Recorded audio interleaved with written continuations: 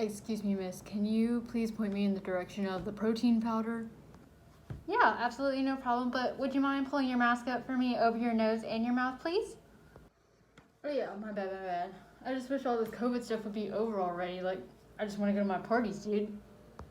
No, I definitely understand. I mean, hopefully we're getting the vaccine and everything, so maybe things will go back to somewhat normal soon.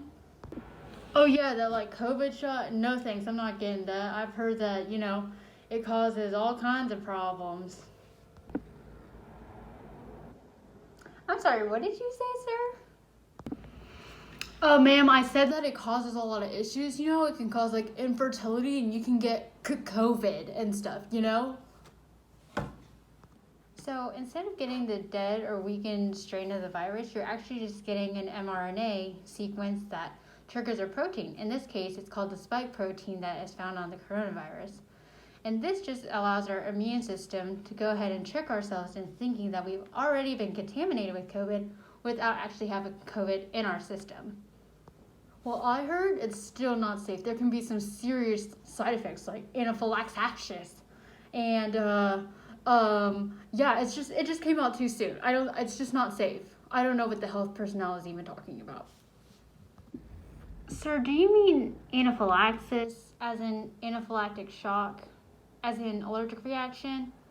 I mean, there is always the possibility that could happen, but as of right now, there's only 2 to 5 people per million of the 76 million who've actually experienced anaphylactic shock, so the chances of you having that is very low. Well, I heard from BuzzFeed that it can still cause some major issues. I mean, it said that like 97% of people got COVID, and then some of them even died from getting the shot, so I'm not getting it. I'm not risking it. BuzzFeed isn't the most reliable source of information. Maybe you should try checking out the CDC website. Have you ever heard of SWAS? Yeah, I'm definitely familiar with what SWAS is. Isn't it when your butt... No. Not that type of SWAS. SWAS is the acronym that we can use to evaluate if a source is actually even reliable.